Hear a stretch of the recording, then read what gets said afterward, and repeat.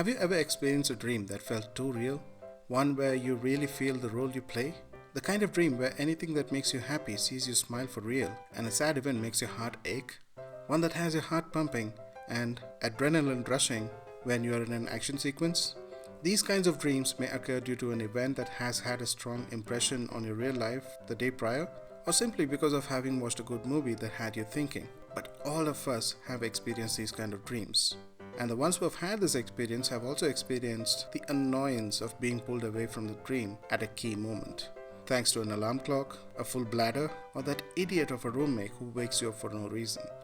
At that moment, the world in your dreams, the people, the environment, and the situation that had all your attention is all gone in an instant. Well, that was certainly a mood killer.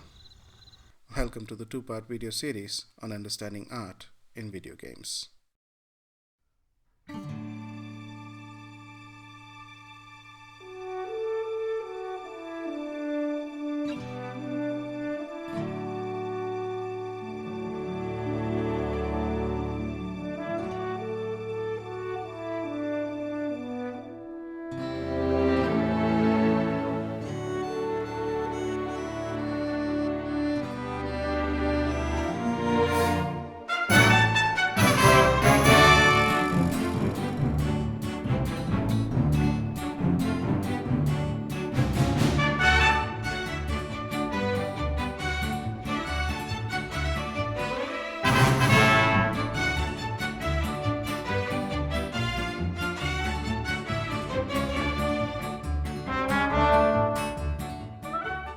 So, why am I talking about dreams?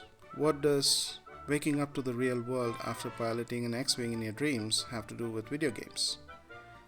Well, think of the dream as an excellently crafted game that has you immersed in its world, and you, the player, are in the shoes of the protagonist. You feel every struggle and every little moment of joy that he or she feels. You're completely immersed in this virtual world and enjoying every moment of it. Suddenly, that annoying roommate or the alarm clock hits you.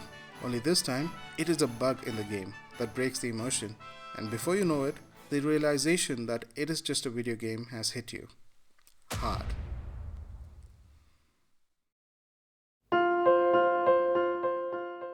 At this moment, every minute of the 3 to 4 year development period, every ounce of passion poured in by the team of 80 to 100 people involved in the making of the game, every little idea that was brought to life to create the game, every challenge that was met and resolved while making the game, all of it has little meaning to it, because the game has fundamentally failed at its primary goal, to keep you immersed in its world. And that one immersion breaking moment is all it takes for some gamers to find a different game for a change of pace, and then not get back to your game for a while. This is but one of the many challenges involved in creating a video game. In a medium where art, storytelling, performance, and sound are all bound together by lines of code, issues can surface out of nowhere. After all, creating a video game, however big or small, is a constant process of fixing errors and refining designs.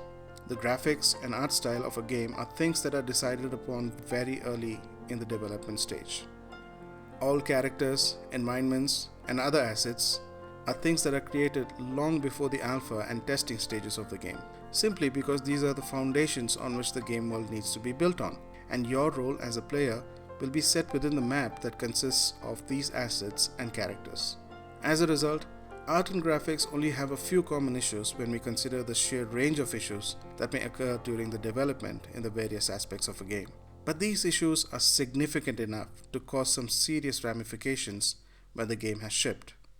Let's have a look at some of the most common issues related to graphics and art.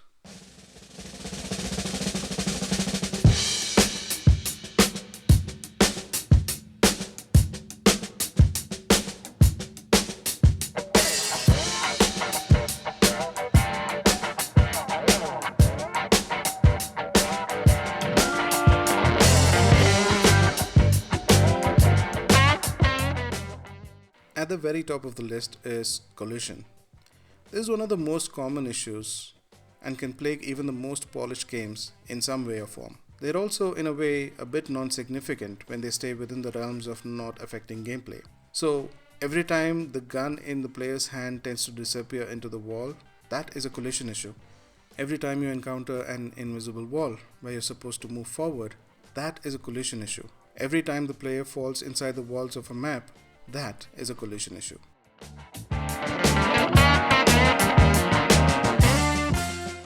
The other common issue is wonky physics. This may not entirely fall under graphics or art, but it does affect the art asset in the game and hence technically falls under this category. Physics-related issues are most commonly found in open-world games, mainly due to the sheer size of the game maps. But they are also not completely restricted to the genre. Unfortunately, these issues are more notorious in nature, mainly due to how quickly they surface on the internet for laughs. It may seem obvious that world physics will be one of the primary items to work on when creating a game world, but when those worlds span literal miles and creators have to literally work on every little object on every square inch of that world, some issues are sure to fall through the cracks. Then we have the various issues related to on-screen characters, from rigging to positioning to animation. Whether it is NPCs or the playable character, the game is required to constantly calculate the role of each character in the game's world and ensure that they behave in a certain way while also tracking numerous other tasks at the same time. So there may be instances where one of the characters does not behave the way they are supposed to at times. Some of the common examples are NPCs wandering aimlessly during cutscenes and those ragdoll animations that go haywire after a kill. The last example for today is the attributes of the assets themselves. Things like water, walls, pavements, dust, debris, and materials like glass, steel, and wood. The game is required to render assets with the right textures, animations, and in some cases pathing. Any abnormalities in these stand out like a sore thumb. With all the issues we've discussed today, and these are just some of the issues that can crop up in the graphics and arts department, we are just scratching the surface of what can go wrong with a game during its development and testing phase, and sometimes even after its release. Such is the very nature of the development process.